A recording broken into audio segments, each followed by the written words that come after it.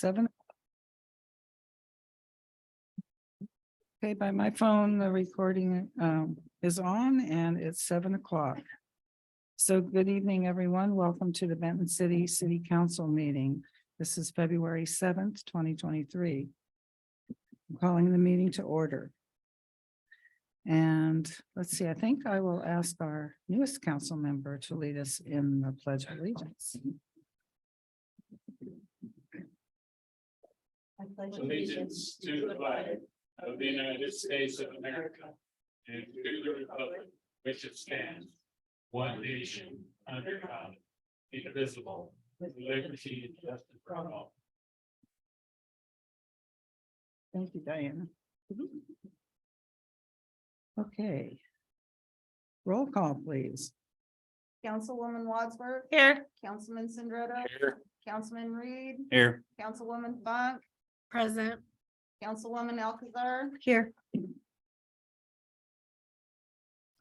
Okay. Everyone's here. Good. All right, I'd like to move now to the consent agenda, which includes the regular council meetings of January the 10th, January the 17th, and bills and communications. I make a motion to approve as presented. Second. All in favor, please signify by saying aye. Sandra, aye. Wadsworth, aye. Reed, aye. Funk, aye. Alcazar, aye. Okay, thank you. Motion carries. We'll move now to the approval of the agenda. And we do have a change. The item for discussion, the use of interns for technology is going to be delayed until the next council meeting. Are there any other changes to the agenda? Motion to approve is amended. Second. Okay, all in favor, please signify by saying aye. Sandra, aye. Wadsworth, aye. Reed, aye. Funk, aye. Alcazar, aye. Okay, motion carries. The next is items for approval. And the first item is the purchase of water meters from Core Maine. Mr. Berrigan, We missed the staff reports, Mayor Lehman. Proclamations, visitor comments, and regular. for some reason, I have the worst problem following this. I don't know why. I haven't got it right in the last 3 weeks. She's getting us through this agenda fast. We're all right with that. Wow, it's rolling. It's a team effort. Okay, there are no proclamations and visitor comments. Any visitor comments? Anyone in the audience on the Zoom meeting? Okay, hearing none, we'll move to the regular reports. Staff report. And the first one will be the planner's report, and this is our new planner, Mr. Branson Mouseth. Am I pronouncing that correctly? Brandon. That's okay. Oh, I use it all the time. Yeah, Brandon Mossett. I wasn't really prepared for any kind of formal report. You're gonna have a seat and talk into the mic. Learning curve for me. Yeah, you're gonna have to pull that mic up and just chew on it a little bit. All right. Yeah, I apologize. I wasn't formally prepared for this, but I can give you an update since I started working for you all. About a month ago, came under contract as the city planning services for Benton City. I guess generally, I'll tell you, I'm excited to support Benton City. There's a lot of growth opportunities, a lot of interest in projects, commercial, residential, some exciting, big developments in Benton City. And so I've been quickly getting up to speed on that. A lot of projects are kind of in preliminary discussions prior to formal applications. There's one commercial project we're working on in the industrial district that is in application. I'm excited about that. I guess I should have backed up here. I work for SCJ Alliance out of our Wenatchee office. And so we're positioned in the Pacific Northwest, and we're a multidisciplinary firm that has engineering services in civil and transportation, land use or land planning services, and then landscape architecture. And so I, again, am a planner, project manager. I'm supporting you all as that, contract planner role, and I'm excited to be here. Thank you. Well, we have, your report is in our packet. Oh, So the draft that you had handed out before, so it's in the packet. oh, So maybe some of the council members may have questions on some of those. the that they project could- tracking sheet. Yes. Oh, okay. So if anyone has questions, now's your time. I think the report's pretty I was self-explanatory. gonna say, I appreciate you putting that together and having it to present to us so we can kind of see exactly what you're working on, what you're seeing. Okay. So I appreciate it. Thank you. Yeah, and I guess going forward, I'll keep that in mind that it'll be presented to council and then part of official record and open for discussion. I will say I spent some time today meeting with, nearly all of those folks that have business going on in Benton City, and it was a pleasure. Like, it was great insight to get, their previous experiences, what their desires are for projects, and then coordinating with staff. So, and then spending time in Benton City. It was great, and I'm excited. So thank you all for having me here. Okay, Thank you. Thank you. thank you. Thank you. Madam Mayor, this is Councilwoman Funk. May I have the floor, please? Yes, you may. Brandon, thanks so much and welcome to the team. We appreciate you. I see that there's a cheat sheet referenced in the information you put together, but what I didn't understand exactly and what myself, I believe my fellow council members and also citizens are interested in is working through acceleration of ending the moratorium sooner than later. I didn't actually see the schedule, cheat schedule in here. I might have missed it and I apologize for that. Do you know when we'll have more information on next steps for addressing the items related to the moratorium that are pending so we can work to get out of the moratorium and close it up? Yeah, no, that's a great question. And it's, I apologize. That the cheat sheet reference is kind of my personal notes to get on track and organized around the various, applications that are being pursued in Benton City.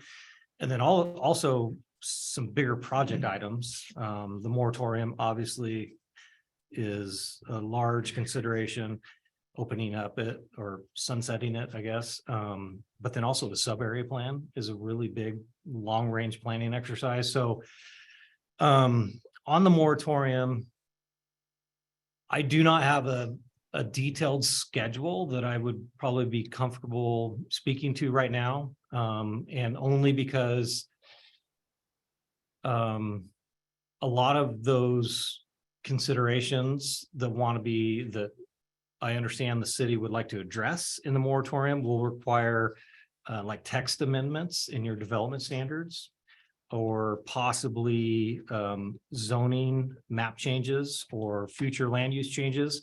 And so all of those require an amendment to your comprehensive plan. And that takes a very lengthy, detailed process of public hearings, of a recommendation, coordination with the planning commission, and then finally approval by city council. And then you can only do that once annually. And so for Benton City, that's between June 1 and June 30th of every calendar year. And so Rachel, my colleague, and I are building out a schedule of the focus items in the development code that we understand would like to be addressed. And then also processing inquiries or requests from landowners or project applicants. We want to try to be mindful of in anticipation of ending the moratorium. So long answer short, I'm sorry, I wasn't prepared for this. I apologize. I believe in the next probably 2 weeks, Rachel and I should have a pretty detailed recommendation to the mayor on what that schedule looks like. Thanks, Okay. Brandon. And I guess as a point of clarification, just in helping to get up to speed, and I hope my fellow council members can correct me if I'm speaking incorrectly. It sounded like there was a lot of dates and some things that are annually. Based on where we were when we last talked about the moratorium, parking was one of the last items that we were hoping to cover ASAP, and then we wanted to end the moratorium ASAP, and we believe we can accomplish that all through council in a pretty direct way. We understand that there's more work to do on a longer range plan, but myself and there's several citizens, we'd like to get the moratorium wrapped up and ended, even though we understand there's more work to do. I would ask my fellow council members if that's consistent with where you understand we left our last recommendation. And then after we have that feedback, ask if that's aligned with the administration and mayor's direction in terms of priority. So that's pretty close, other than the mayor's want for spacing on the buildings. Well, yeah, there's a few changes to part 20 that have to be conformed. When Jenny and I were looking through that new part 20, there's a lot of things in there that we did not notice in the other draft when we saw it. There's some zones that we don't have. So there's a few things that we need to check in that. And there were a couple of small changes, I think, in my design standards that we had, that we wanted to change, the spacing and the parking and those things. In addition to that, parallel, I don't know if we'll get it done. We're going to try to get it done at the same time. But tonight you'll be asked to look at the design standards for I-82 because they're getting ready to sell that property out. And so we want our design standards in place for that as well. So we have Michael Mahaffey's contract here, but all of this should be done by May 11th so we can get this done. My understanding was the I-82 was included in the comp plan this last time on January 31st. And it was my understanding that we could at any time put that sub area plan in with changes, that we didn't have to have a special window for that. Okay. So if I'm wrong on that, please let me know. No, and we're not very well educated, I guess, in the details of the sub area plan. Like honestly, it was because it's a plan that's been well in motion, and then you've had, previous consultants supporting that work. Right. It was a lesser priority for us. Right now, the priority is on the moratorium.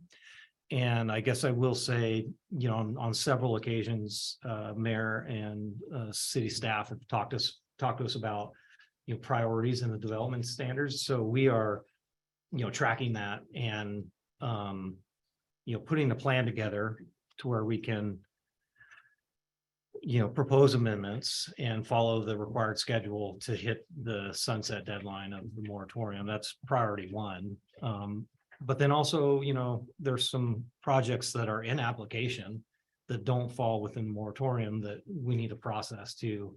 And so those two things are priority one right now for us. And again, I apologize if some of these areas I'm short on information, but I guarantee you, I really appreciate being able to help you, and I will get totally up to speed and in step with you.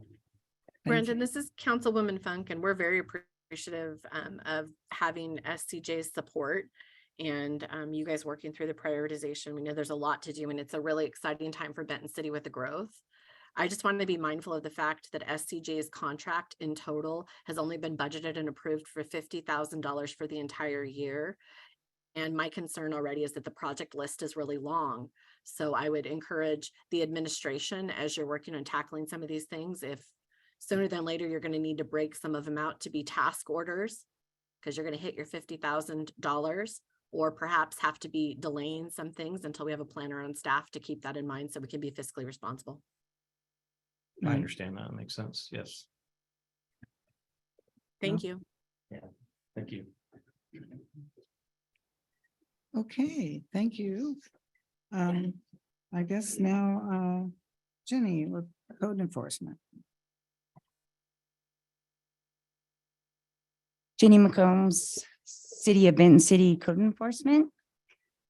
So this is for January 1st through the 31st of 2023. Public contact was 202 people, in-person, emails, phone. Notice to comply, warning violation. Dog control was 13, stop work orders was 4, could be no permit, business license, non-compliant with a permit. Junked vehicles is 7, weeds, trash, and debris was 5, RV, trailers, boats was 9, impounded animals was 9 animals. That actually should have been 10. 4 returned to owner, 3 released to rescue, 1 was an injured animal. There's 2 DOAs and 3 welfare checks. 72 dog licenses were issued this month, which now we're in our late notice month of February. So if you haven't gotten your dog license, make sure and come get that for the end of the month. And for the permits issued, there was 12. There was 1 new residential, it's a single family residential, 1 new manufactured home placement, 2 HVAC replacements or installs, 2 re-roofs, and the inspection scheduled was 18. Does anybody have any questions or comments? Madam Mayor, may I have the floor? Yes, you may. Just wanted to ask, how has our online complaint system been working? Has there been people utilizing that? You know what I'm Few, talking about, but the yes, I do. Like, more than normal? no. No? Okay. So, yeah, We would like to remind the public that that is an option where they can get on our website. There is a complaint form on there. They can fill it out and it goes straight to Miss McCombs and she figures out what to do with it from there. It's a good way to track the processing. it is. It would be fantastic to see more of those come through. It's a wonderful thing. It is. So get on there. Come to the office, grab some. Okay, All right. Thank you. Hi, Jenny. This is Councilwoman Funk. I have 2 questions. yeah, One question is, during our last meeting on January 17th, we spent a lot of time talking about fire inspections. yes. Is that all settled and ready to be billed and no issues? Is this the right time to ask about that? It's a perfect time actually to ask that. Let me grab.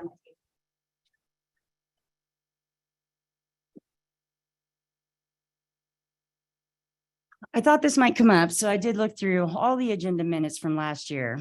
As Sandretto has stated, we had come to a conclusion last year. So I started from the beginning, I tracked all the meetings. So it looks like our final update was done in, I believe it's the July 19th one, and it looks like we concluded with a category A, general business license. Public occupiable is $125. Category B was the home occupations, non-occupiable, $55, and a category C, outside city limits, $55. I also, when I was going through this, I do see there's a little bit more entailed in order to get this passed through. I seen there's resolutions, city fees were involved. So in a perfect world, I was going to mail you guys all an email with all this information and then kind of hand it over to who needed to get those resolutions done in the city fees to get it processed and initiated. So my question is, because there was a lot of back and forth when I was reading through the minutes, is this what we are concluding on? Yes, that's, I believe, how we ended. Perfect. So then we will internally get this done. Okay. Excellent. Thank you. Thanks so much. I have one other question, Yes. Jenny, and thanks again for all your work. We'd exchanged some emails with Madam Mayor and with Dan City Attorney related to documenting the city's permit that was going to go in the file related to the kiosk build. What's the Yes. status of that? That is still in process. Do we have an estimated date for when it'll be resolved since it's a memo to the file? I can better get a better time frame on that. I know right now there's a lot being processed. There's several agencies that are involved also with that. So it is taking, obviously, and I'm sorry for the time, a little more than a minute to process, but we are working on it and we've got it in the works. And I will Super. And continue, keep you updated on it. is that the same as the overall process for everything, or is that specific to the kiosks? Because during the last council meeting, as noted in the minutes, it was simply a memo to the file and a permit to be issued for the kiosks. And then there was a separate task that was bigger that involved more parties. So I understand. So I'm going to say that I failed on that then, Sarah, because I just wanted to cross my T's and dot my I's by making sure with those other agencies that was on track with what they were requesting. And I hadn't had the chance to do that as of yet. But we can process that and I can have the mayor write a letter stating that the reason why we're not going to be doing it a certain way. And we can issue this permit. Thanks, and no need for apologies. Jenny, you were super busy and everyone is doing so much. I really appreciate the update and big thanks for all the great work you're doing. Well, and I appreciate you bringing that to light again, because honestly, I did not remember that part. So thank you, Sarah. Thank you. Any other comments? Questions? Great work. Okay. Okay, any council committee reports? Just that I attended the executive committee for Ben Franklin Transit.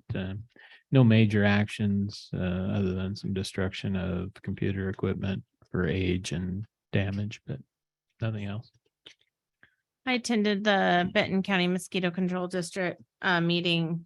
They're gonna have their tire drive April 22nd, so it's gonna be hopefully another good turnout for them. They got their new drone and they actually had it all put together and it's massive. It's waist high. It's huge. It weighs Yeah. 55 pounds. So it was very interesting to see a normal drone size versus what they're using to spray for some of the mosquitoes in the areas that no longer we have to send people in waders or in canoes to get to. So That's great. it was money well spent. I think it's going to help out the guys that are on the ground trying to control the mosquitoes. So that's all I have. Good. Good work. Any other council committee reports? I did attend the Chamber of Commerce luncheon on Monday.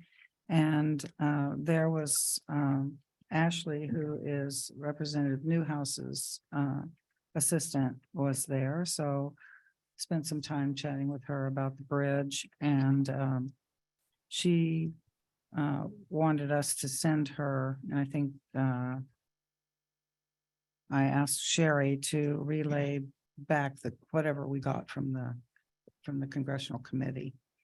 So I sent her that and told her that we were working on that. So that's where that stands. We haven't heard anything else. Madam Mayor, this is Councilwoman Funk. We received, you and I, an email from Union Pacific from our friend Aaron for an update, and I want to defer that update to you. I understand we're, working through engineering costs, sequencing, understanding if we're going to be if the city of Benton City will be in a position to accept the $2 million of federal appropriation, which can only be funded by the city, and then seeking reimbursement, and if that's in line with our budget. So I'd ask that you go ahead and respond to Aaron on, direction as far as moving forward and next steps. All right. Thank you. Do we have that in a topic at all? We don't have any No. more on the bridge. Actually, I'll be bringing that up in. You the will? committee Oh, report. okay, all right. Then we'll talk about some of that at that time.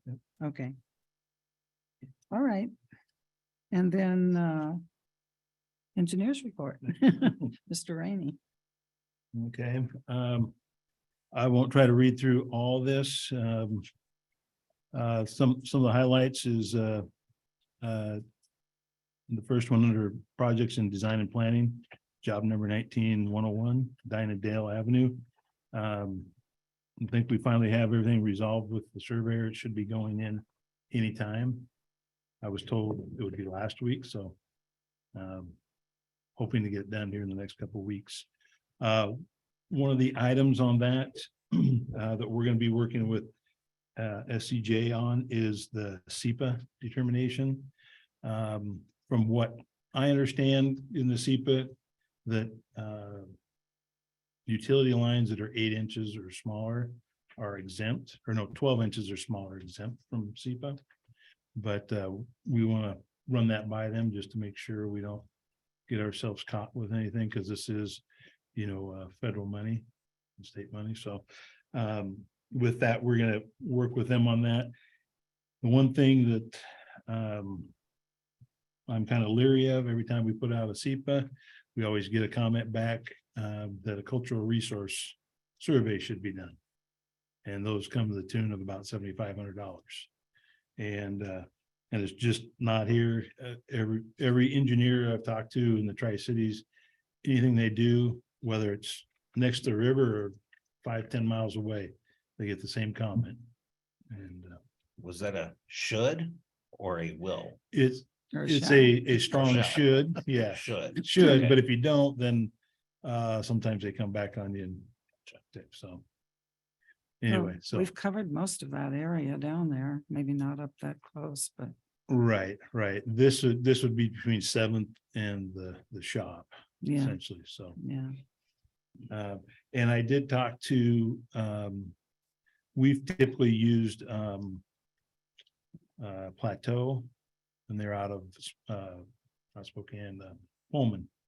We've typically used those guys on the projects, and I asked them about just doing a large kind of overall, canvassing of all these projects in one big report. And he said, you could, but if you have an issue with the small area in that report, it could hold up all your projects, so. And they are on, the last time we checked, it was gonna take a long time to get them to even do a survey, right? I The talked with cultural them survey. back in December, and we were trying to get ready to move forward with the anticipation of the ARPA exchange money, which is still slowed down at the county.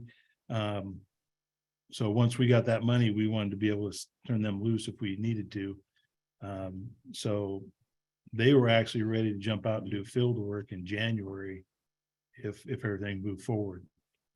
But Do you have another update on the ARPA? I do not.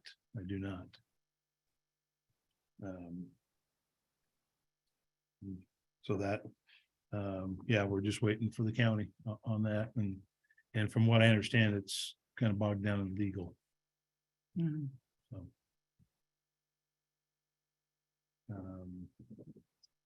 So with that, I'll jump down to ARPA. I've been working with the staff to kind of go over the projects, our proposed projects and the funding, and helping out with line items for the budget. So I think that's helped, because before it was just one line item for all ARPA projects. So that should be reflected in the budget you guys passed. You guys passed that, right? We passed a budget. I believe it needs some more work. I'm not sure that there's breakout of all the ARPA distribution. Carla, I'm not sure if you can comment on that. I cannot. Okay, so jumping down to almost all the way down, job number 22-108, that's Jacobs Road. And again, that's another project that we're waiting to hear about the SEPA on. The next one down, Forest Main, we're waiting for the boundary line adjustment. And we're gonna hopefully that should come in the next month or so, because there was issues with the surveys in that area. And they're making corrections to that, so then we can go through with the boundary line adjustment with the landowner. Mhm. It's the area where lift station 4 is. Yeah, it's a little square corner. Yeah, that it we looks were like a talking about. pie shape. Yeah. kinda. So we're gonna kind of square it off with the boundary line adjustment with the landowner to the south. So if they ever do a development there, it'll make a little more sense than having an odd shape piece of property there. Last one on this page is the TIB chip seal. We actually have that in the packet tonight for approval. And with that, we'll start putting together bid packages, and we're looking at bidding work with the county. So get economy of scale. So they do miles of road, so this would possibly put into their bid package.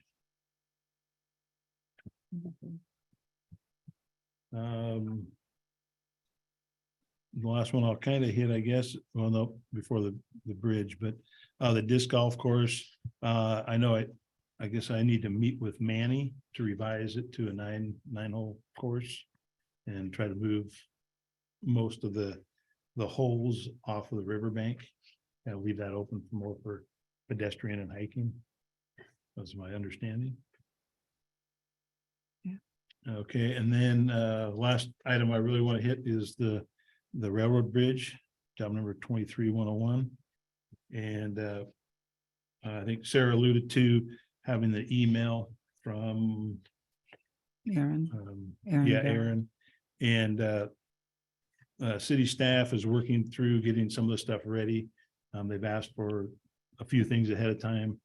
We should be getting the letter of award here soon.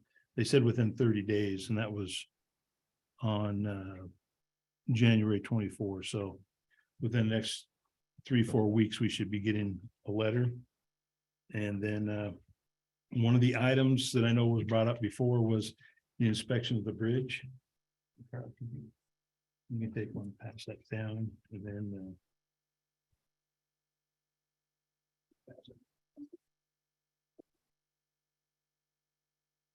so Sargent Engineering, they're out of Olympia. They provided us with the initial estimate last year, and then they provided a new updated cost estimate. Last year was $13,000 and some dollars, and they updated it to $14,111. And talking with them, they could be out to do an inspection by mid-April. That's the earliest they could squeeze it in. And one thought I had to move it forward a little quicker is maybe do a task order with Spink Engineering. We'd have a little bit of money in just for kind of coordination, but then we'd have them as a subcontractor, subconsultant. And with subconsultants, we typically just pass a bill straight on to you guys, no markup. With tax. No tax, no tax, no tax required. One thing I wanted to bring up about that estimate, I believe you've been in touch with, well, we talked with Sherry. Right. Is this estimate does not include doing the concrete under the water work. And I wanted to find out from you. I thought that would probably be an important part that we do. Whether or not those pilings are, how deep those are, I imagine they're really deep, probably into some kind of bedrock or something. But mostly it would have to hit basalt somewhere, I would think, if it's in bedrock. So I don't know what that structure is like under the water. But I would think that we ought to at least have somebody take a look at that. Okay. I think I agree with that statement. Thank you. I think it really is one of those things that if we're going to do this project, we need to make sure it's pedestrian safe all the way through. Okay, I'll check with them on that and see if they do it or if they know somebody that does something like that. They also said they weren't gonna have the equipment to hang under the bridge. And I don't know how important that is going to be either. But I know before when I talked to the other engineers to get a quote, they had talked about hanging under the bridge and looking from the bottom up at some of those things. So when I saw those were missing in this estimate, I wondered. It Okay, well, says here lifts or under bridge inspection trucks. Document. I thought it said they weren't, didn't This include is the that. same one you emailed us, right? Yeah, can I get that other copy? There you go. Without the aid of equipment Yep. lists or under, yeah. Yep. And so this is Councilwoman Funk. I think what we're trying to get to, right, is a place where the city has done enough work to have an understanding of the real condition of the bridge and the amount that it's going to cost to rehabilitate it. So we can decide if we're going to purchase it from Union Pacific, correct? That's correct. And we need that information to be able to negotiate a price with Union Pacific. If Right. it costs us more to do the inspection, then we hope that that can offset the cost of the bridge that they want to charge us. And that's one of the things I brought up with Ashley is if we did this underwater inspection and could we possibly use that and maybe some of the Dale Avenue extension money towards that 650. She didn't know the answer to that, but she said she was gonna find out. So I think this is one thing that we could use, that difference, that delta, if we put that in our pocket Okay, towards that Okay. 650. Madam Mayor, this is Councilman Funk. I'd suggest that before too much additional cost is incurred, that things get laid out pretty clear so that we can understand if the city is going to be in a position to accept the $2 million federal appropriation.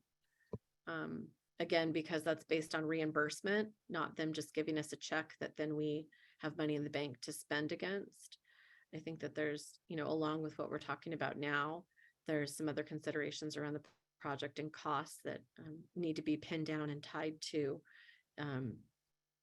the award terms, which will be supported by the award letter. And I think a summary, I would like to see personally, if my fellow council members agree, at the time city staff is ready and administration, a summary should be presented to council. Yeah, well, I'm sure we will as soon as it gets ready. okay, so I'll go out and ask them to include a little bit more and then probably try to contact another engineering firm. Yeah, okay. Well, they don't do the underwater work? Is that what you're saying? I Or don't know. I Just don't- didn't plan to do it. Yeah, they didn't include it in their scope here. Okay. And that's all I had unless anybody has any questions. Thank you, Alan. I do have a question. Yeah. Madam Mayor, can I have the floor? Yes, you may. So they can't inspect underneath? Am I reading it, understanding it right? That this company doesn't have the equipment needed to look underneath the bridge? Well, they're just saying this quote is for that. I can't tell you if they have that ability or not Okay, to get equipment to hang it. I would imagine they could, okay. but My question is because I would think that we would want to know for sure that, we can look on the surface, but if there's something going, we would want to know if there's something going on underneath too, right. just for safety purposes. Right, I would imagine, this is me guessing that they would stand on the shore of the bank there on the river and be able to see a good portion of it, but not the entire thing. No. Okay. Yeah. Okay. Anything else? Okay. All right. All right, Thanks, Alan. thank you. Okay, now I think we can move to items for approval. First one is the purchase of water meters from Core and Main. I assume that's Jose up there. So essentially, my first question is gonna be, this is a replacement of existing water meters for the sole purpose of having electronic reading. Is that correct? No, this is for a new subdivision, River North. And it's for 53 new homes. And with the 53 water meters would be also 53 antennas, so it's compatible with our radio read system that we use now.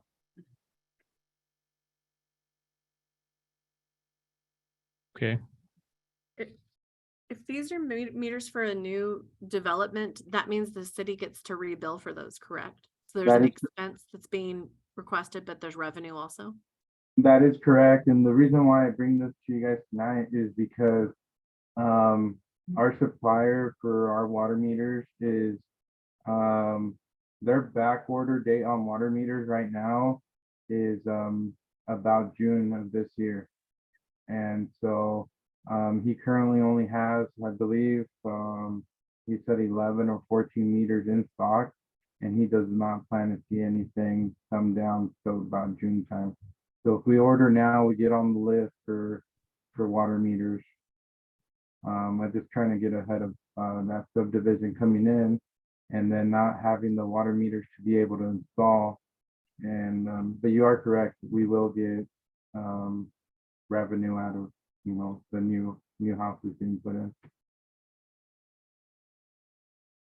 Yeah, and just so everybody knows that this subdivision has actually, they've actually put in plans for review. And we've gone through I think 2 submittals. We have comments back to them. And so they're working on revising their plans. And so they could have approval within the next month. So they could be starting to work out there very soon this spring.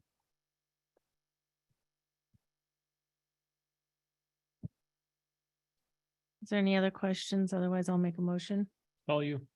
A motion to approve purchase of 53 water meters and 53 antennas from Cora Maine for a total of 27,758.70, which includes sales tax.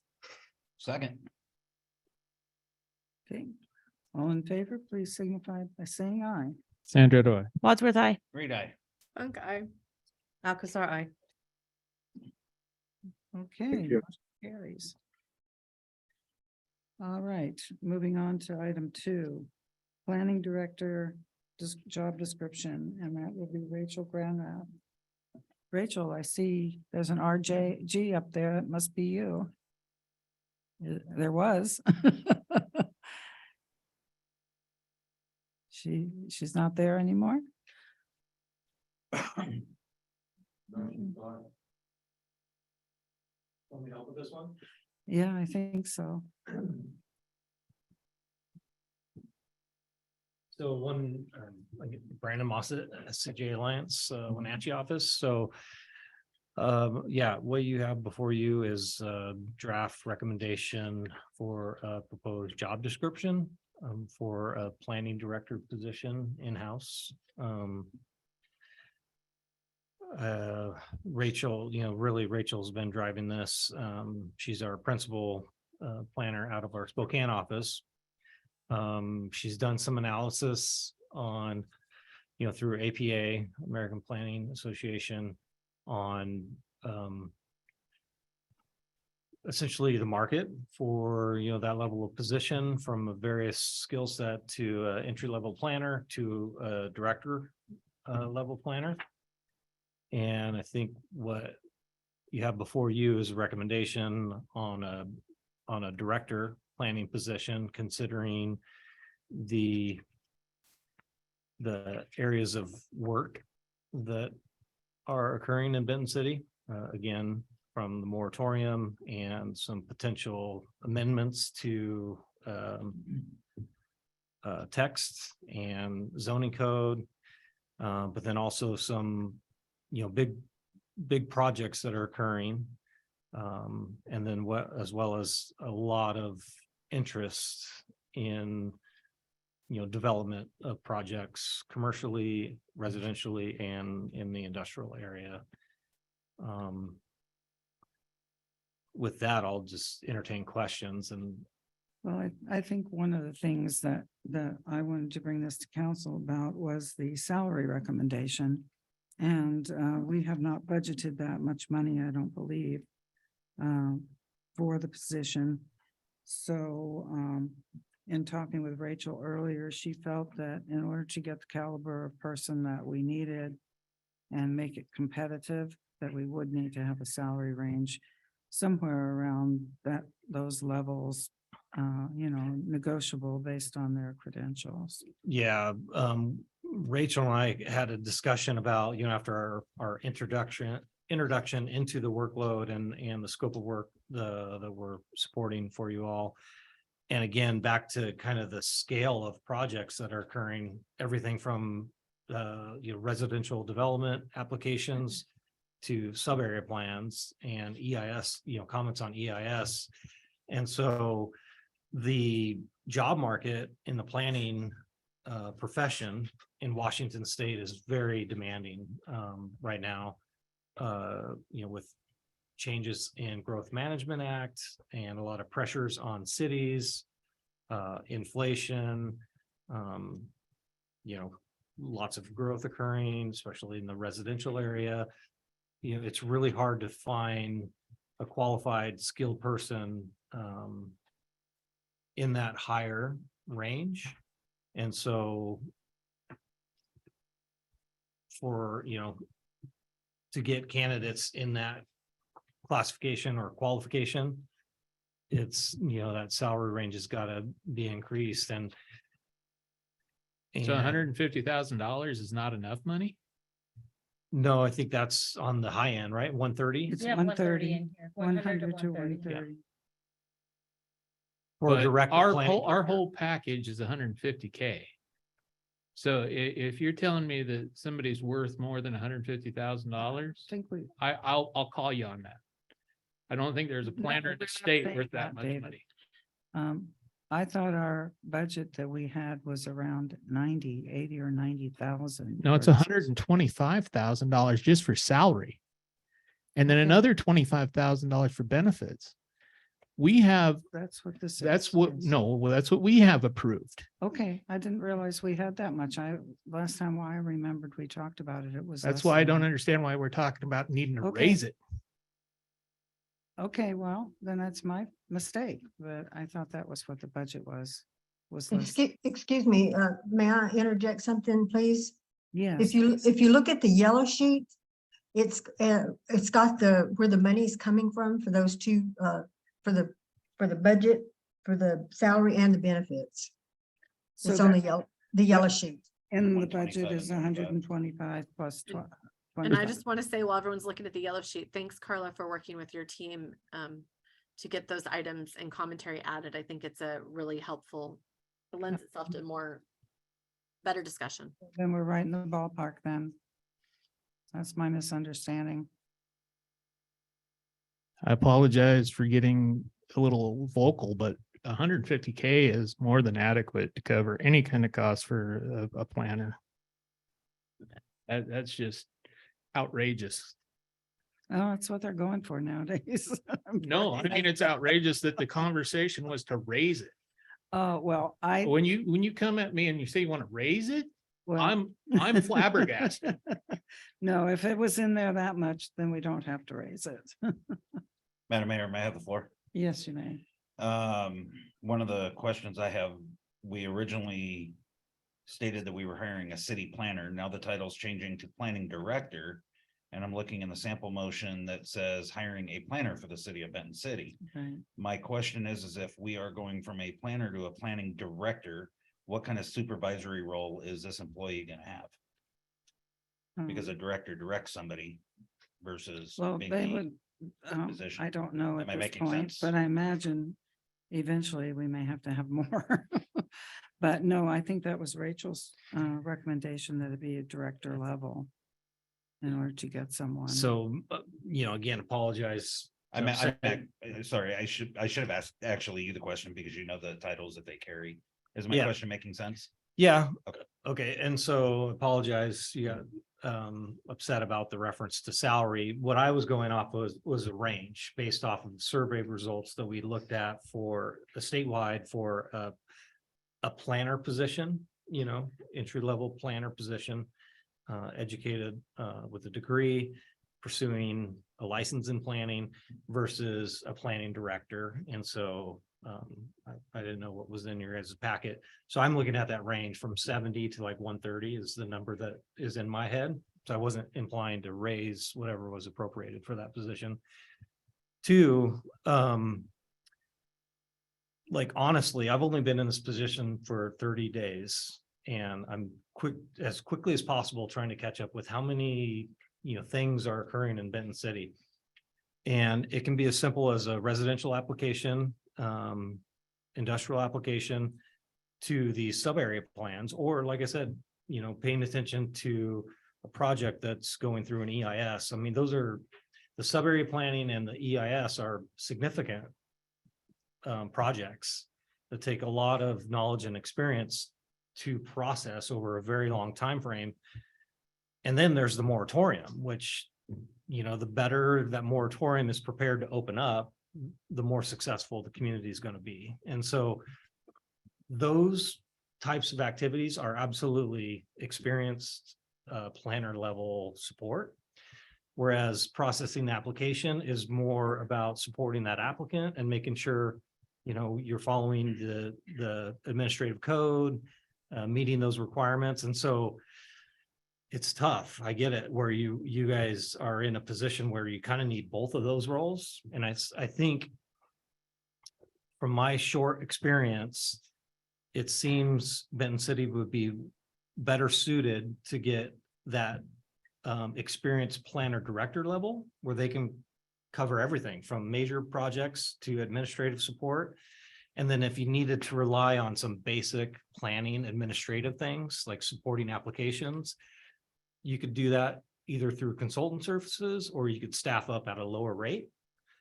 And so that's my general, that's how I feel about the kind of the recommendation that we've provided to Linda, and really looking at, what's occurring right now in Benton City after a year-long moratorium, and an urgent need for a skilled, knowledgeable position that can, make some, cover things occurring, but then also make some progressive moves for Benton City going into the future. So, Yeah, and that's well within our budgeted item, mhm. but, and I didn't mean to snap at you, but this appeared to be, to me, another push to push it beyond the $150,000 level. Mm. And I just, wow.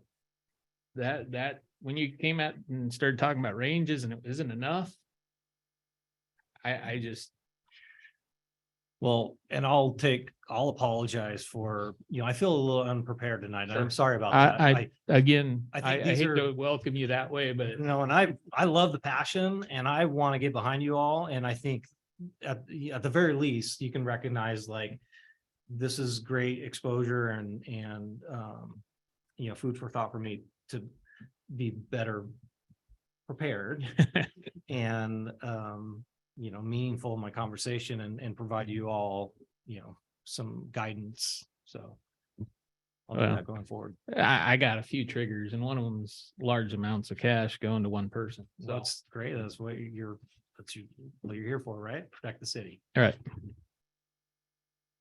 Okay. All right. So what are we calling this? A director? And do we think it needs to be a director or a planner at this I point? don't know. It might be more attractive to say director. I mean, they're gonna be doing the same thing, whether you call them a director. But or are they going to not. be directing a workforce? Pardon? Yeah, Are they going to be directing a workforce?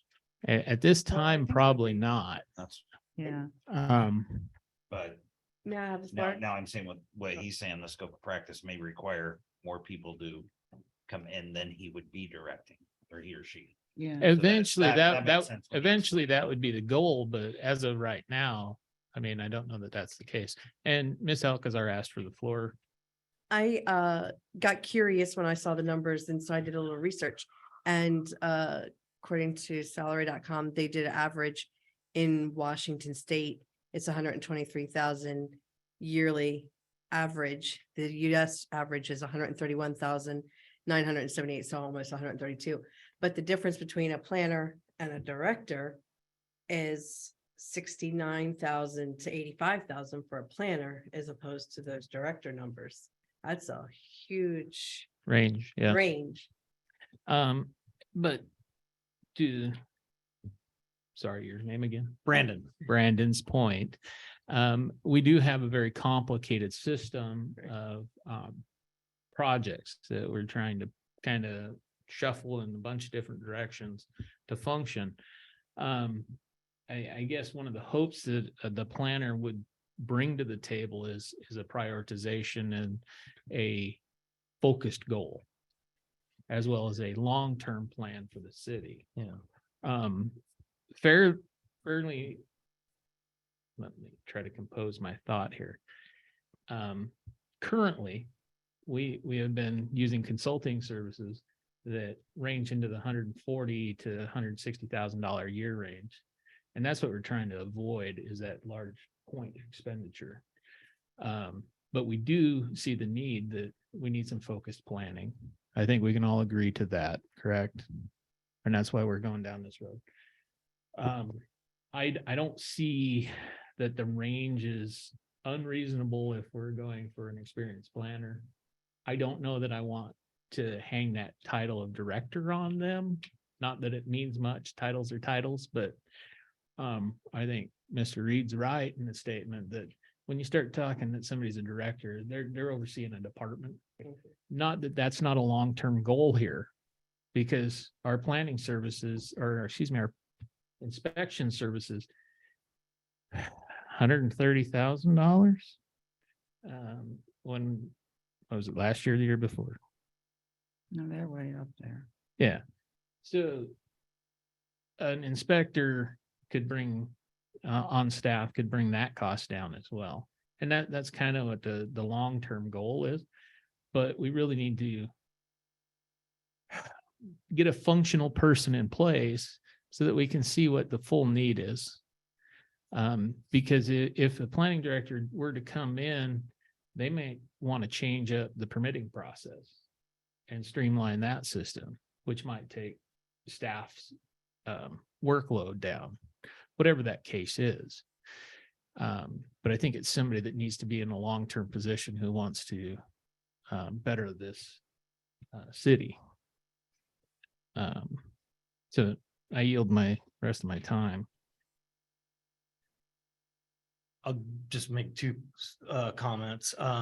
So to Mr. Reed, Councilmember Reed, when I think of a planning director, planning is so broad. And so I don't think it, in my personal opinion, I don't think it's needs to be exclusive to managing staff when you think of city council, planning commissions, and then the broader reach in planning all the way into GMA and navigating things like, growth management, act requirements, development standards, and then making sure that's supporting your community. So I think, in my opinion, director level for overall planning, long range and short range makes sense to me. I do feel like what Rachel provided Linda is perfectly in line with where you all are at, where you can think about an entry level planner versus a planning director. And maybe there's a happy medium where you advertise for somebody that's, educated with a degree and maybe obtains planning certification. So it's not so much fresh out of, school and, in that role, but maybe it's 6 years after the fact and they've already had experience with a municipality or something, and then bring that salary range back. So, Well, I was just thinking that a lot of people like titles. Whether they actually direct people or not, I guess that's up to us. But I would be more attracted to a job called director, and I think higher level people would be, as opposed to somebody right out of college. So that might help screen to get the type of person we need. Let's settle this right now. Council, your votes on that as far as how you want to word this. Start, Sarah. I think for me, I think the job description looks really good and I appreciate the salary ranges in line where it is. I don't have strong feelings on the title, although I appreciate the commentary and it makes sense that I think Bill's comments make sense. I don't have a strong preference one way or another. Ms. Alcazar. I'm just kind of thinking if I'm all for getting more bang with your buck, I guess. And titles to me have never made much sense, because we all put our pants on the same way. Correct.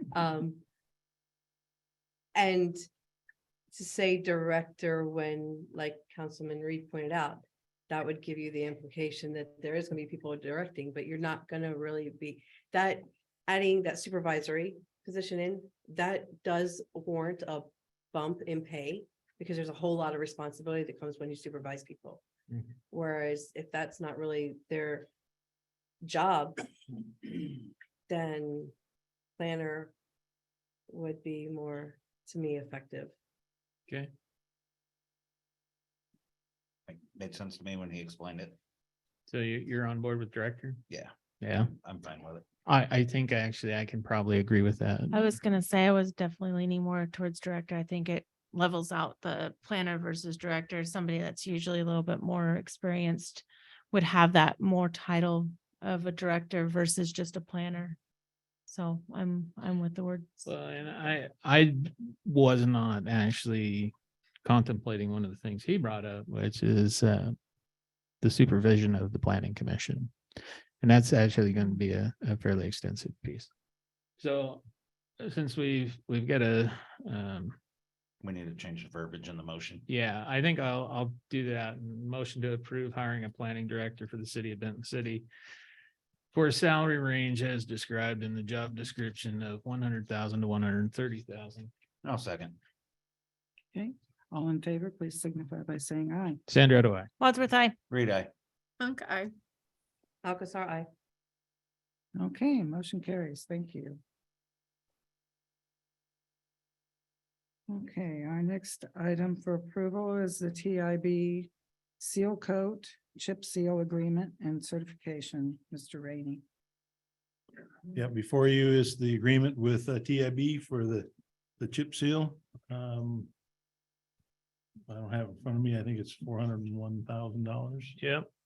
And then the city matches $21,000 and some change. 153, yep. So with that, we have a list of roads that we would do with that, and so we need to get this agreement approved before we can move forward. Well, so I'm one that believes that preservation is super important. I'm also one that believes that if we can get free money for just a little bit, that we should do it. And nothing's ever free because it probably came out of my taxes somewhere else, right? But or yours. But I'll motion to approve the grant agreement for 2022 Seal Code Award between Washington State Transportation Improvement Board and the city of Benton City, Washington, in the amount of $21,153. And I'll second. All in favor, please signify by saying aye. Sandra, do I? Wadsworth, I. Reed, aye. Funk eye. Alcazar, I. Okay, motion carries. All right, the next item is the update water and sewer maps, including streets and other utilities. Mr. Rainey. Okay, before you have our task order, 2023-1, as for updating the city maps. And this would be adding the two subdivisions that were just put in, Mountain View Estates, Blacktop Estates, and with all their utilities, all the fire hydrants. And what's driving this quite a bit is the fire department and emergency management. They both want to have the new hydrants on their maps. And then there's also the Hope Lane water line project that we just did, and the new sewer line from 9th to 7th we relocated. Those would all go on there. All the streets, lots would be added, and then we'd work to transition that over to the GIS system. Okay, so just one little question. Yep. how are you locating all those lines? Is there some sort of GPS data you're Yes. using? Yes, yeah, they've been surveyed with GPS for when we construction stake, so they're all based on our plans. And then we've gone out and actually shot with GPS the different locations if it's changed. Okay, It's changed from the plans. so you've got most of that data. You just need to create a map out of it. And Yes, and so we have that, and then we've also got the information from the developers, and we have to bring that in. And with that, we already looked at it a little bit, and we have to do some tweaking of the alignments, just because of where they say north is versus where another survey says north is off just a little bit. So we have to kind of rotate it and match it up. best Okay. we can. those are my only questions, just kind of get a preliminary idea of what data needs to be accomplished there. So on that, I guess I'll make the motion to approve task order or 2021 through 2023 engineers Service agreement, yeah. service agreement with Spink Engineering and City of Benton City, Washington to update the water and sewer maps, including streets and other utilities in the amount of $10,000. Second, Okay, all in favor? Sandra, do I? Wadsworth, I. Reed, I. Funk, I. Alcazar, I. Okay. Motion carries. All right, the next item 5, contract with Structura Naturalis for design standards for I-82 South project. And we Madam have, Mayor, this is Councilwoman Funk. May I have the floor? yes, you may. I read through the contract and it sounds like this contract is about advancing the project. I'd like to ask, in moving forward with Structura Naturalis directly, does that mean AHBL is out and done with the services they plan to provide? Yes. Okay, thank you for that clarification. And then the second item that I wanted to ask about was, I understand there was a public hearing at the Planning Commission last week. I'm hoping you can talk us through a summary of how that meeting went, what the outcomes were, and a high level summary of next steps to kind of tie into this contract request. I know that a lot of the surrounding citizens were upset with it. I haven't read specifically all the comments, but there were a few people I understand that were unhappy they didn't get proper notification. I think that was defended, that we had published it where it was required, but I haven't looked into that.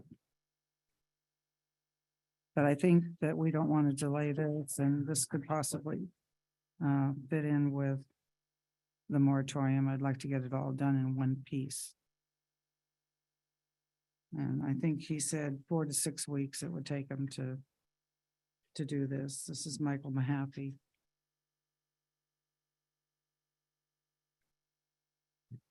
Madam Mayor, well, I think there's a lot of value in advancing the project. I just want to express my concern for lack of communication to residents or their perceived lack of. I mean, this is such a big project, and I'm not across all the details either, but I understand there was. I There don't, my understanding of it was that, you know, this was not like a rezone or anything. And that they would, if any construction actual plans actually came in, that they would have to be notified 300 feet. I don't know if anyone can clarify that for me. That's here, but, I believe that's the notice radius. Right. As far as the planning area. And I wasn't privy to that meeting. I think they notified me that afternoon or something of the meeting. oh, when we had the 2 days of planning. The one evening meeting for the planning commission on the public Last week. hearing. Yeah. Oh, I think I was notified that afternoon and I already had a previous engagement. But I think probably what most citizens are going to be most upset about is obviously the change of the location as far as the development, right? And I appreciate that. But I think one of our major concerns as a city is we're on the outskirts of the Tri-Cities. We're going to get enveloped eventually if we don't start taking a stance to protect ourselves. And moving forward with planning services to try to finish that sub area plan and the details for that, including design standards, is probably appropriate. I don't know how the rest of the council feels, but myself, I believe that I-82 corridor is probably one of our strongest elements for bringing revenue to the city of Benton City. Everybody wants to keep the small town feel, and I appreciate that. I enjoy the small town feel. But everybody wants to move here right now. And that's just like our moratorium at this point. It's stemming that growth.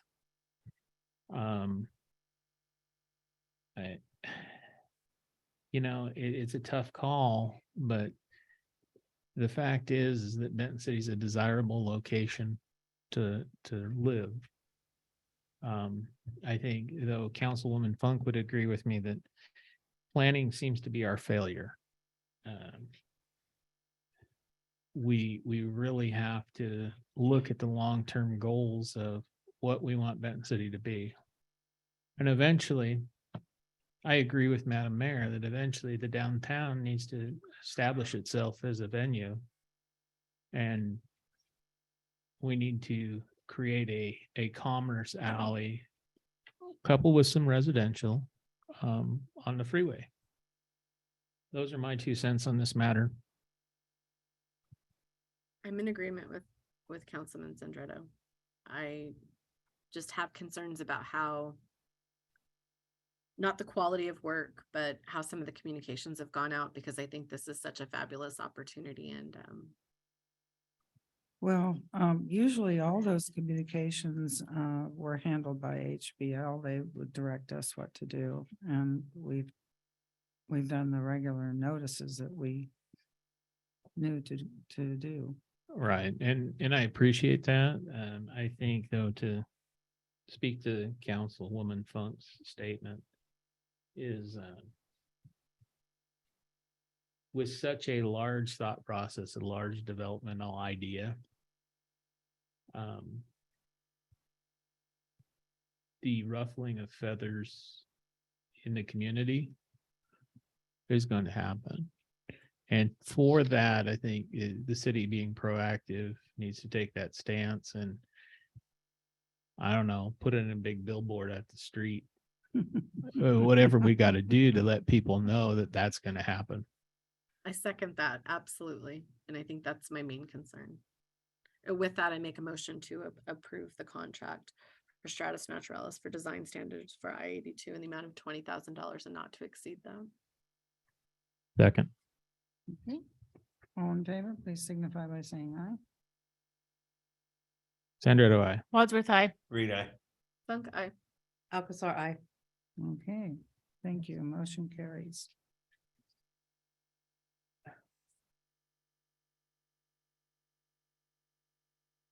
And then we have the council committee meeting assignments, I think was the last item. Madam Mayor, before we start the actual assignments, may I ask a question? Sure. So the list of committee assignments is already pretty long, and some of these, I guess it's a comment first and then a question, and then a couple of these like small cities and rivers to ridges to rivers 12 and 13 listed. They're no longer active or meeting actively at this stage. But one organization that's not on here that's reached out to the city and city council for some support and attention around is the Coalition for Healthy Benton City. They're funded by the county, as I understand it, and we have local representation. I think they do a fabulous job in the community. They're doing a lot of good for the kids, and I don't know what the process is to consider adding other local committees for participation. I know that, you know, for the meetings that we have, there's a $20 Mm-hmm. reimbursement for the person assigned or the alternative who attends.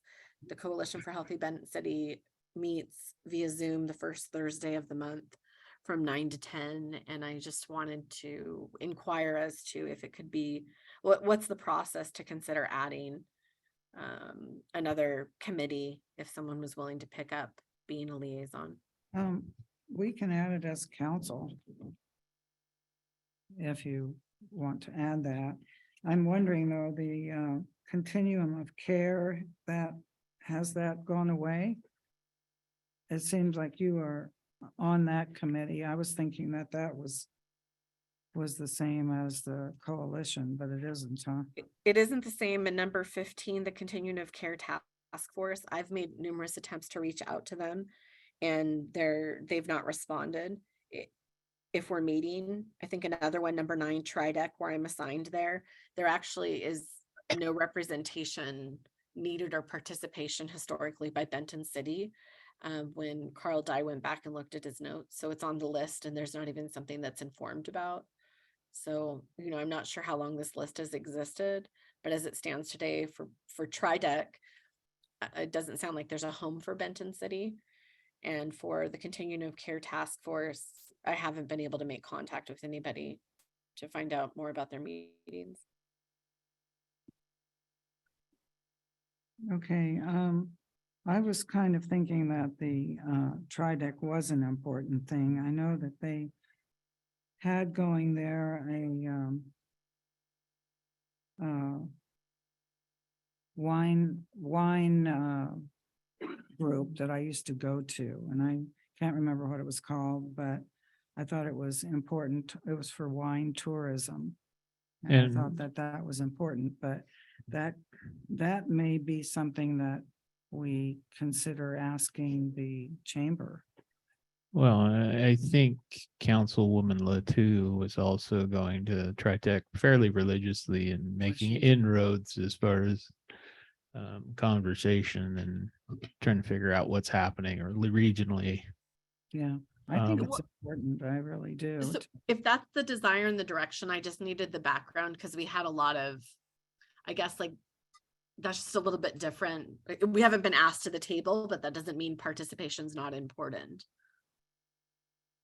Yeah, I think it was more of the reason we were going, Sarah, is to find out what's happening regionally, what projects are coming up, and if we could get the ear of somebody who may be looking for a home for a business, whether that be industrial, commercial, or wine, or whatever venue, agricultural. I think that was the whole goal of having somebody there. Super. Thanks for the clarification. I do agree with you, and I don't know if we can make that adjustment tonight, but I can see having the Benton City Healthy Coalition as a part of these committees. Yeah, I would say let's just switch the Benton County Continuum of Care Task Force for the coalition, if you're amenable to doing that. That's fine if we're not getting a response out of them. Yeah. And Sarah's made attempts. Yeah. I mean, that's similar to what I experienced with small cities, so.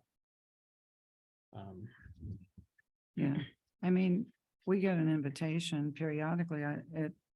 While I was working in my other job, I never could do it because it was always in the middle of the day or, Yeah. you know, sometime where you couldn't get away. And that leads into my, I was assigned the Benton Franklin Solid Waste Management, and I was under the impression that when I offered to step into that committee, that afternoon, I was thinking from 12 to 1 was my understanding, but it actually starts at 10 a.m.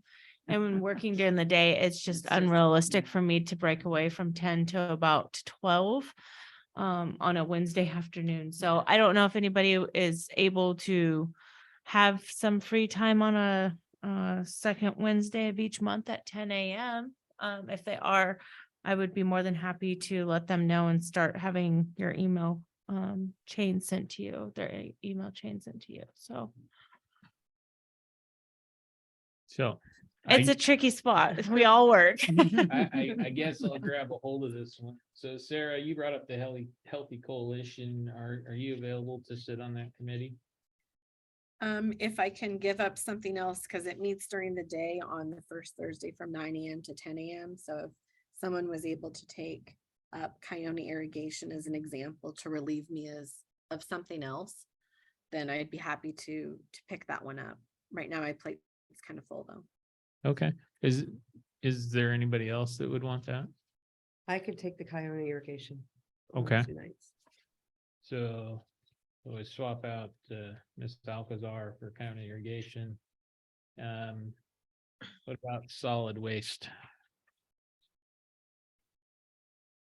Boy, and don't everybody jump at once. It's tricky I- where they do it in the middle of the day. I mean, if it was from 12 to 1, I could definitely on my lunch, time be able to make it work, but from 10 That's a to Zoom noon, meeting, is it not, or no? it can be in person or Zoom. So, And it's Wednesdays. It's Wednesday from usually about, it starts at 10 and will go till sometimes a little bit past 11, 12 o'clock. So you'll need, I know, I get it. I feel really bad, but I'm like, I can't just. Yeah, if we can't, we can't. yeah, I like, for me, and I know mine is evening meetings. That's what I can. I don't take mind care of. staying on the email chain and maybe if I can hit and miss, certain months that, my schedule allows me to free up and I can jump on and listen in. I don't have an issue with that. I just thought if somebody else maybe Yeah. didn't have a job during the day that was interested in. Well, maybe they have some, do they have minutes? They do. So I Well, can maybe print you off the just- minutes Just print off the minutes. and also their slideshows and everything like that. I do follow them through the email chains and everything like that. I just can't participate during the middle of the Yeah, day. Yeah. yeah. So I think we've got, plenty of solid waste information. I know we've been going through that contract and, so, well, I don't have an issue. I can always update the council. I can print stuff off and kind of go through the minutes as what's taking place. I don't have an issue with that at all. okay. I Okay. think Whatever we can do that works like that. I think the last 3 months have been 6 months have been mostly some sort of contract Yeah. policy thing that keeps floating back and forth. So, I know we should have a better presence on it, because it really is an issue for the county as a long-term goal as to how we handle all that garbage and solid waste pieces, but the meeting time is just atrocious. I have, It's like 4 o'clock in the afternoon. I mean, just something that wasn't so Yeah. smack dab in the middle of the day. It's like, well, you texted me asking me to cover it and I was somewhere, I can't remember. I was gonna say, it's just one of those. So Yeah. we will do our best. I'll work with David on that and make sure that we can get our message out there, even if we've, corresponding through emails with them, letting them know that we are engaged and to reach out to us. If there's something that does come up, but we can just continue to follow them on email chains. So Maybe what and I hate putting myself out for this, but maybe we should devise a schedule between the two of us. Absolutely. And rotate. see what we can come up with. Yeah. Sounds good, David. Other than that, is anybody wanting off a committee or wanting on a committee or?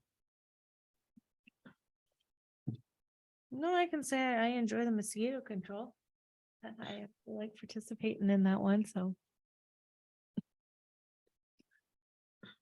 Sarah, did you have something?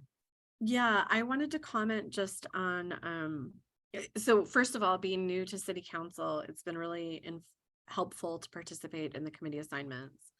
Related to item 2, Benton Franklin Council of Governments and TAC, which meets the first Thursday of every month.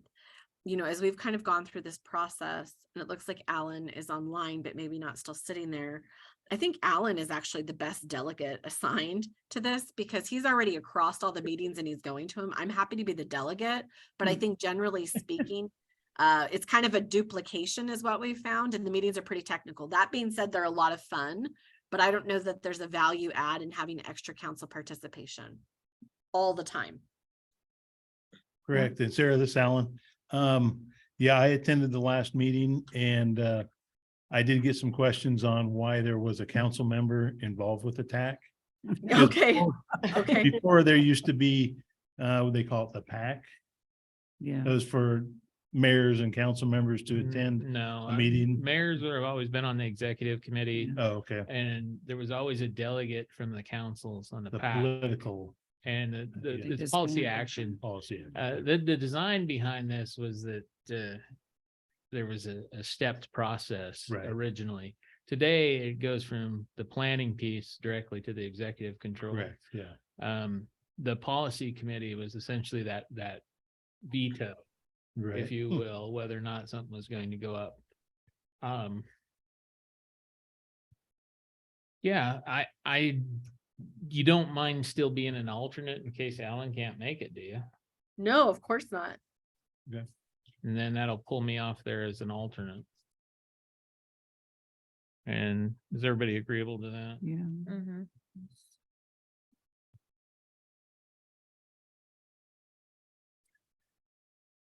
We need to move to Benton City, so you start thinking like us.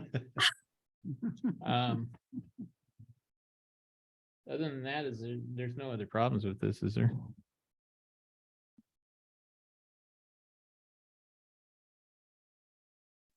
Okay. I wanted to ask about the Red Mountain Regional Vision Group. Is that still going? I only know about managers. My tasting room. understanding is no. Okay, Red Mountain Region. 11, 12, and 13, my understanding is those are no one. well, Small Cities is still going on. I get the invitations. I used to go to that, but I don't, How often are you getting invitations? I got one just recently, I think. I don't know, Because I was on it for 4 years. I got one. really. It's very sporadic. That's part of BF cog, so. So we should remove Rivers to Ridges or Red Mountain Vision Group, Yeah. One of them remove too? those. or both of them. Yeah.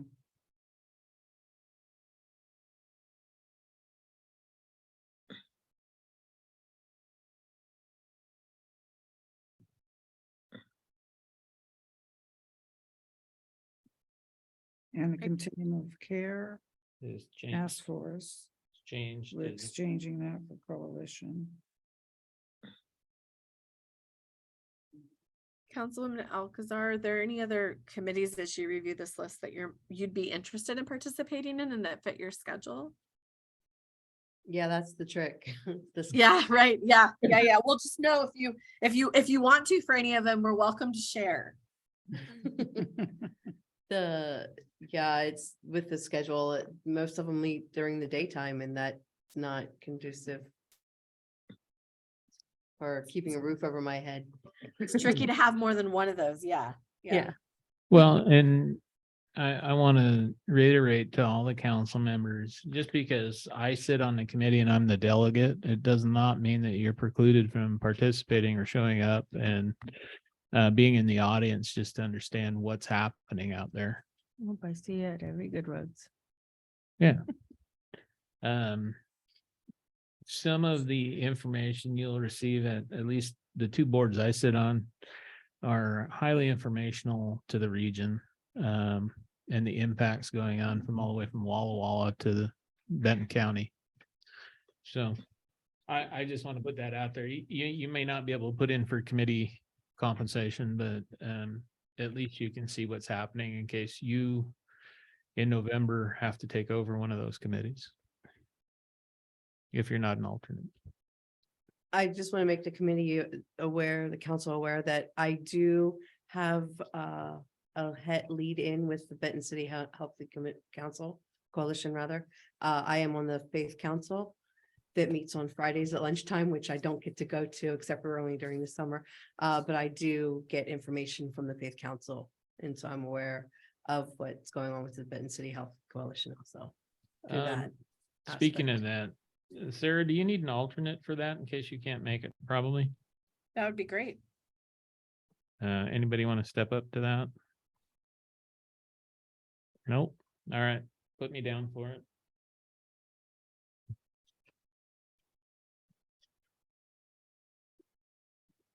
And I'd also just mention is the schedule allows if at some point we have any capacity on our council agenda, it'd be great to invite Coalition for Healthy Benton City and to kind of give an update on the work they're doing in the community. Yeah, they recently gave one at the chamber, couple meetings ago. Yeah.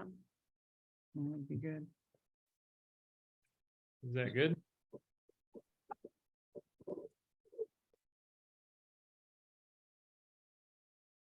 Mayor Lehman, I'll update the matrix. This is Margaret, Yes, and I can update the matrix. okay. That's good. And the other thing is the Benton City Chamber no longer meets on, doesn't have regular meetings, they have luncheon meetings now. On the first Monday of the month, but it's at 12 o'clock. And it's a chamber meeting, not a leadership meeting anymore. So that's a really good point, Mayor Lehman. They don't really have the same format that falls under here consistently, and their leadership meetings Right, so, haven't been scheduled with frequency for 2023 yet.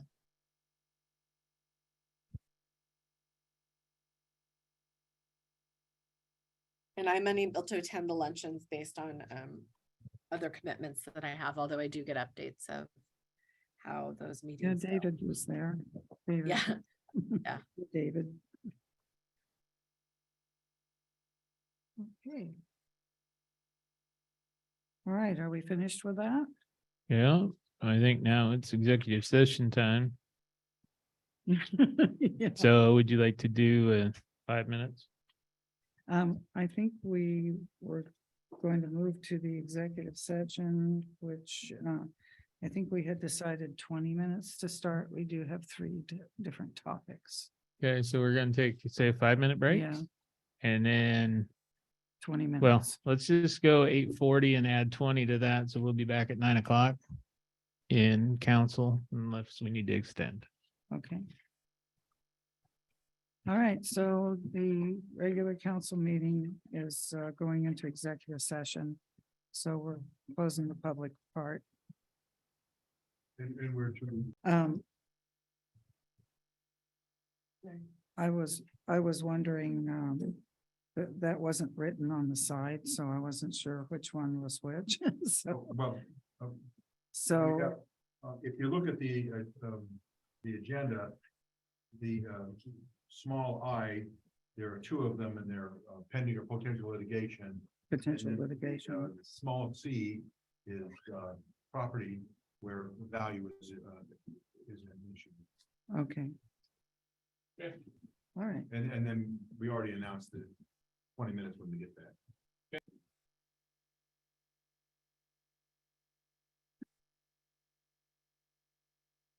Good evening, everyone. Again, we are going to need to extend the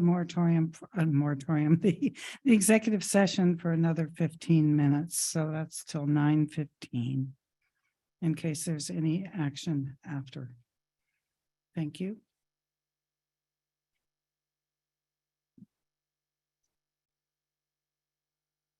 Executive session will be extended another 5 minutes.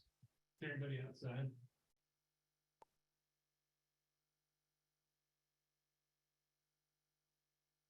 Okay, this is the resumption of the Benton City Council meeting for February 7th. And there's no action on the executive session. So the next item on the agenda is general council comments. Are there any? My only comments would be, I'd like to thank Dan, Alan, Carla, Jen, JB, and Jose, and all the city staff, contract employees for their due diligence and taking care of our matters. Okay. Thank you, guys. All right. So with that, I will take a motion to adjourn. Motion to adjourn. Second. All in favor, please signify by saying Sandra, aye. do I? Wadsworth, I. Great eye. Bunk, I. Alcazar, I. Motion is granted consent. I forgot. Thank you. Need that?